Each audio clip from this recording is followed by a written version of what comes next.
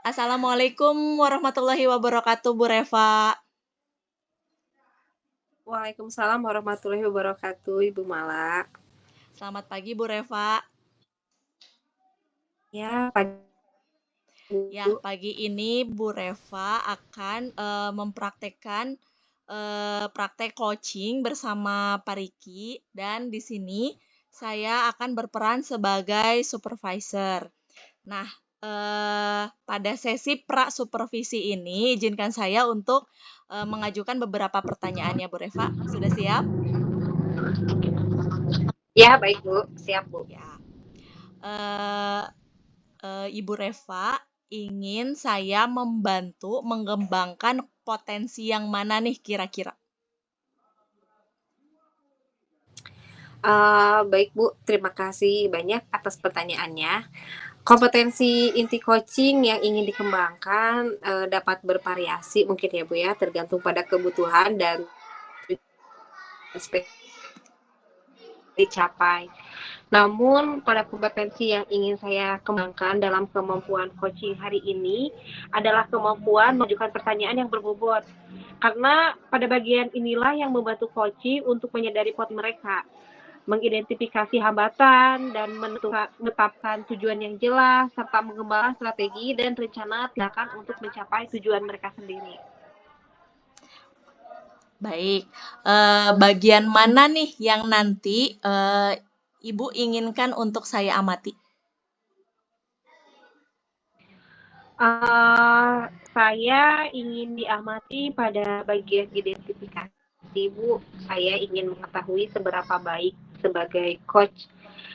Saya mendengarkan coach tanpa interupsi dan memahami konteks serta emosi yang disampaikan. Saya juga ingin mengetahui keterampilan bertanya serta jenis pertanyaan yang diajukan oleh saya sebagai coach itu berbobot atau tidak. Kemudian termasuk bagaimana pertanyaan tersebut mendorong refleksi dan wawasan bagi coach sendiri. Itu Bu yang Nah, baik.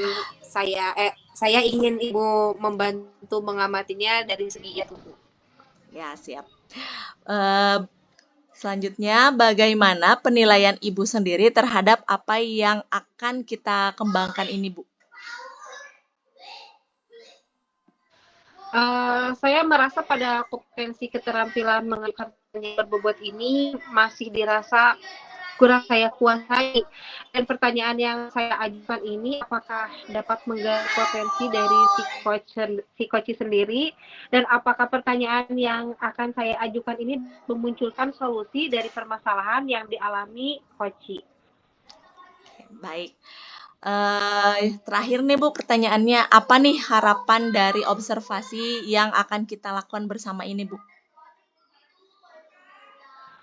Harapan saya melalui observasi saya ingin mengembangkan kompetensi mengajukan pertanyaan yang berbobot ini lebih baik lagi sehingga kita sebagai coach dapat memaksimalkan dalam menggali potensi coach. Kemudian coach tersebut dapat menemukan solusinya sendiri.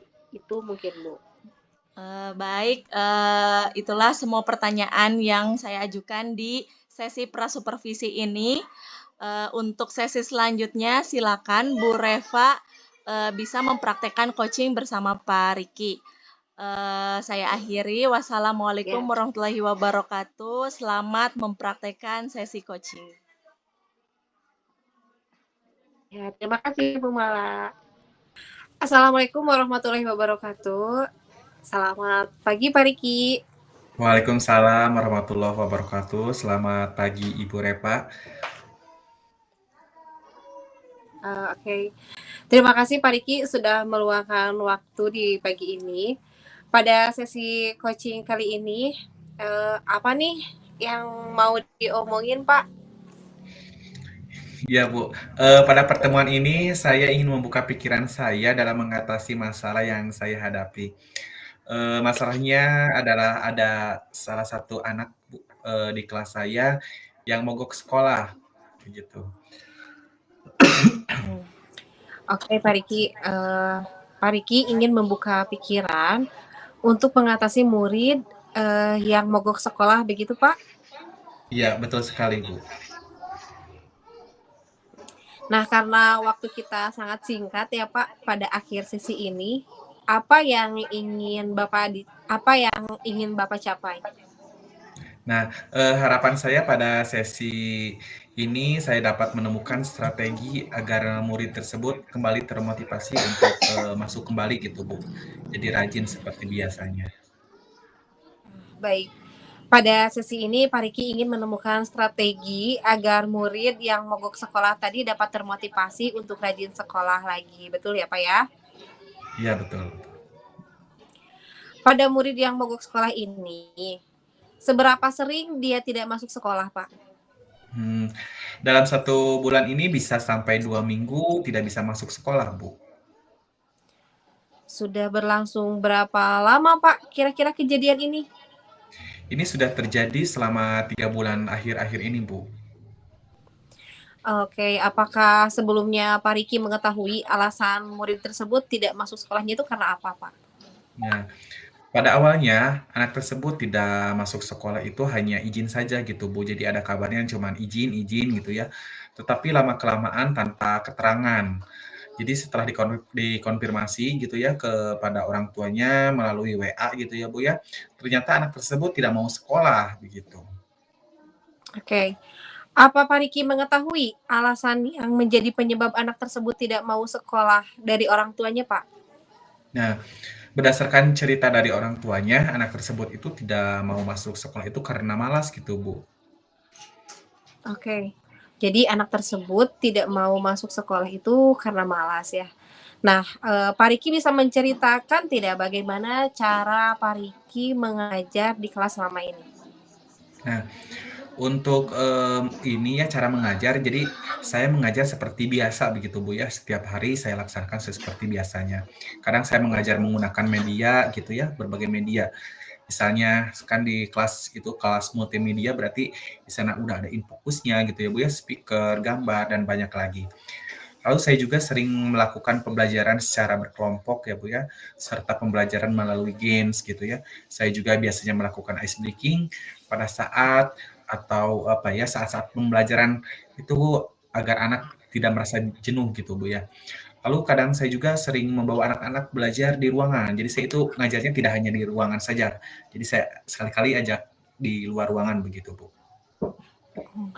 Wah, Pak Riki luar biasa cara mengajar Pak Riki di sekolah itu mungkin memang sudah sangat keren ya menurut saya. Dari pembelajaran yang sudah Pak Riki lakukan, kira-kira bagaimana respon murid Bapak di kelas? Nah, anak-anak sangat antusias dan sangat senang.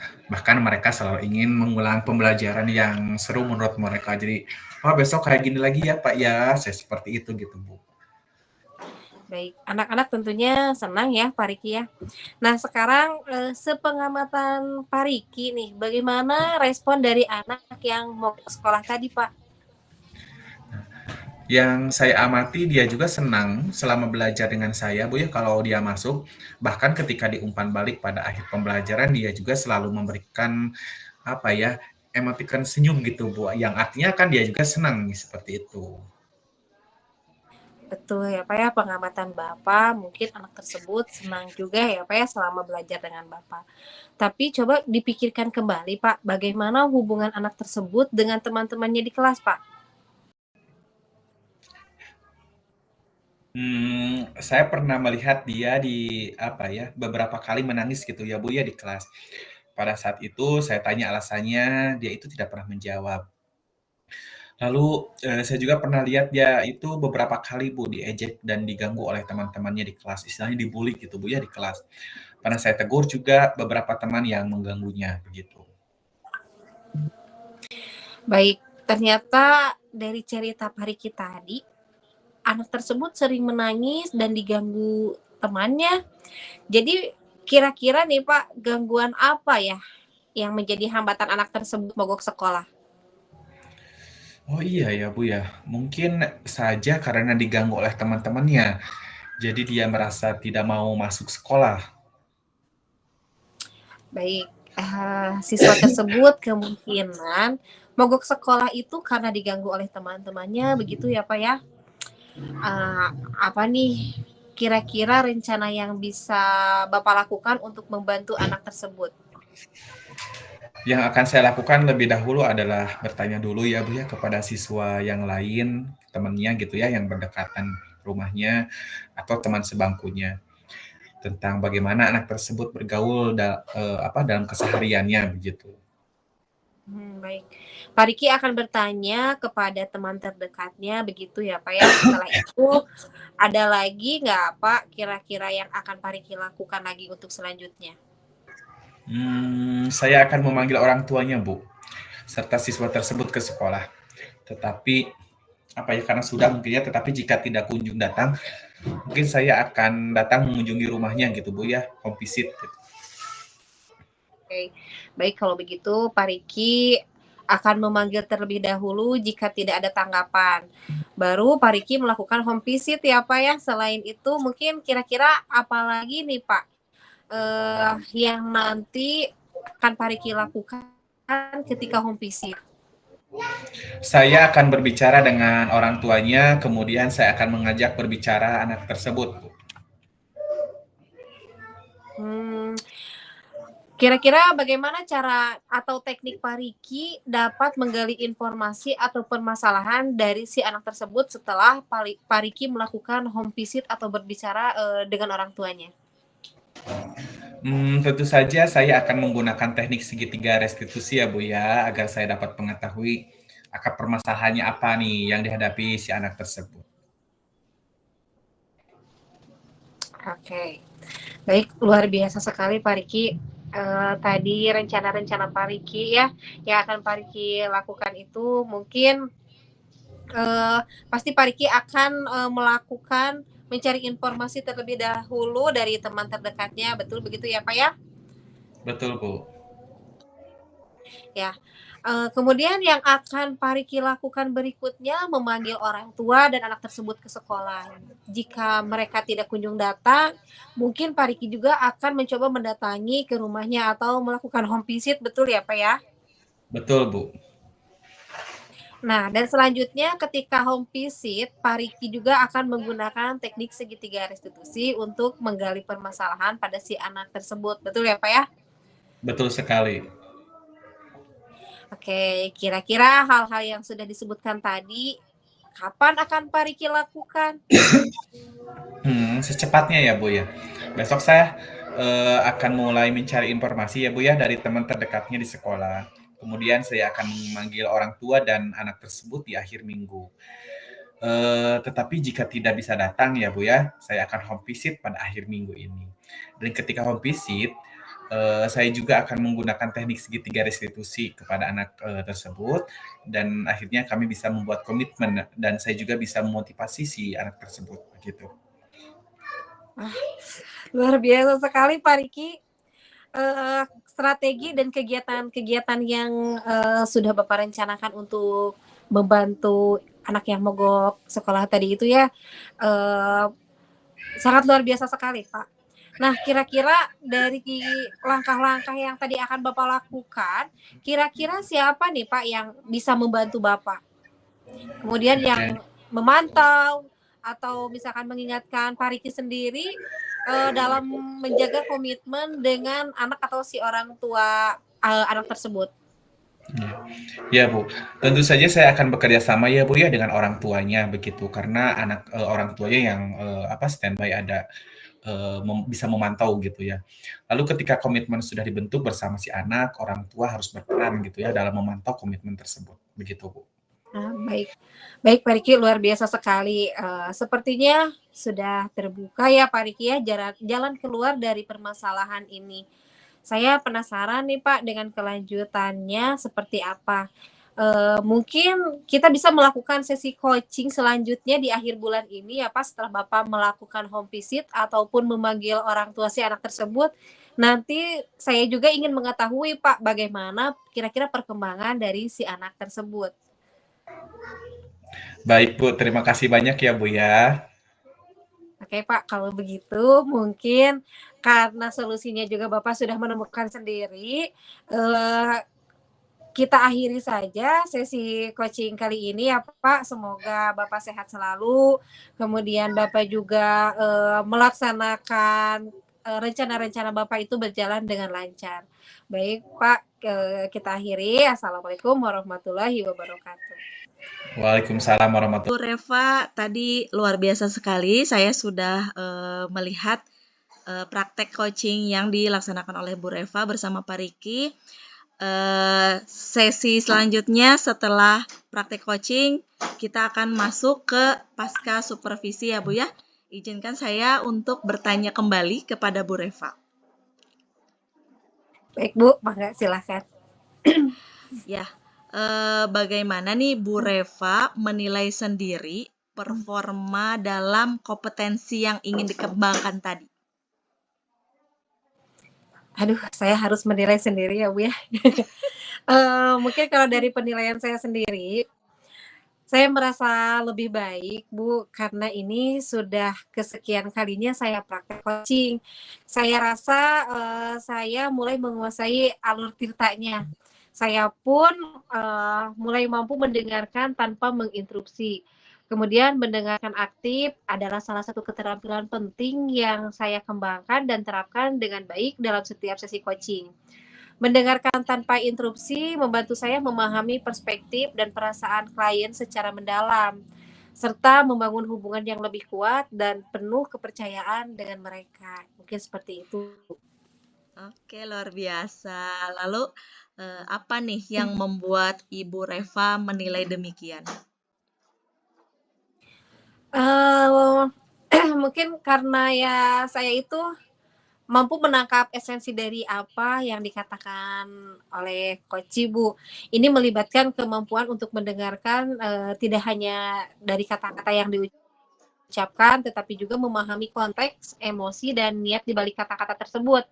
Dengan mempraktikkan teknik mendengarkan aktif dan memberikan perhatian penuh kepada coach, saya bisa mengidentifikasi poin-poin penting dan inti dari percakapan yang kemudian membantu dalam memberikan umpan balik yang relevan dan konstruktif, Bu. Oke, Bu Reva, boleh saya menyampaikan hasil pengamatan saya? Ya, mangga Bu. Oke, dari tadi yang saya amati, pada saat identifikasi, Ibu Reva sudah mengajukan pertanyaan yang relevan dan membantu dalam mencapai tujuan coaching tadi. Itu sudah sesuai dari standar yang kita rujuk. Nah, bagaimana nih pendapat Ibu Reva mendengar ini? Ya betul Bu, mungkin karena saya berusaha untuk menggunakan pertanyaan terbuka, begitu Bu. Baik, namun demikian saya juga melihat hal-hal yang masih bisa dikembangkan nih Bu Reva. Misalnya tadi pada saat mengajukan pertanyaan yang mendorong coach untuk berpikir lebih dalam dan menemukan solusinya sendiri, Bu Reva itu masih terlihat bingung gitu untuk menyampaikan pertanyaannya. Yang sebetulnya kalau merujuk ke standar seharusnya pertanyaan-pertanyaan itu harus beradaptasi dengan gaya dan kebutuhan si coach. Nah, untuk memastikan pertanyaan yang diajukannya itu relevan dan berbobot begitu. Nah, bagaimana nih pendapatnya Bu Reva? Iya betul sekali Bu, memang tadi itu saya masih kebingungan dalam mengajukan pertanyaan yang bisa mengarahkan pada solusi gitu Bu ya. Kemudian mungkin nanti saya juga masih perlu berlatih mengajukan pertanyaan yang lebih berbobot lagi dalam situasi simulasi atau role play dengan rekan kerja atau dalam grup coaching begitu mungkin Bu. Oke, baik. Dari diskusi kita ini nih, apa yang sudah terbayang akan Ibu Reva lakukan untuk meningkatkan lagi performa di area ini? Mungkin yang sudah terbayang itu saya akan membuat jurnal refleksi Bu setelah setiap sesi coaching yang saya lakukan untuk menilai efektivitas pertanyaan yang diajukan dan mencari area yang bisa diperbaiki itu yang mana mungkin ya. Saya juga akan melakukan riset lebih dalam tentang latar belakang dan kebutuhan coaching sebelum sesi coaching, mendengarkan dengan seksama juga, kemudian mungkin untuk memahami konteks dan isu yang dihadapi coaching itu seperti apa mungkin Bu ya. Kemudian nanti sehingga bisa mengajukan pertanyaan yang lebih relevan dan lebih berbobot lagi. Baik, luar biasa sekali Bu Reva. Nah, hasil pengamatan ini sudah saya catat ke dalam form supervisi akademik ya Bu Reva. Nah, sebagai penutup nih di pertanyaan terakhir, apa nih yang Bu Reva dapat dari proses ini? Dari sesi coaching ini sangat luar biasa ya Bu ya. Saya sebagai coach mendapatkan berbagai manfaat dan pembelajaran dari setiap pengalaman coaching ini. Kemudian melihat coaching mencapai tujuan mereka dan mengalami perubahan positif, memberikan rasa pencapaian dan kepuasan yang mendalam untuk coaching sendiri, untuk coach sendiri. Menyaksikan perkembangan dan keberhasilan coaching juga memberikan kebahagiaan dan kepuasan emosional mungkin Bu.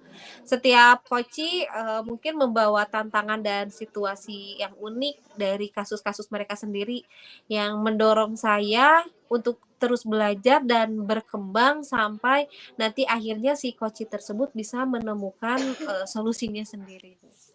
Ya, terima kasih Bu Reva, luar biasa.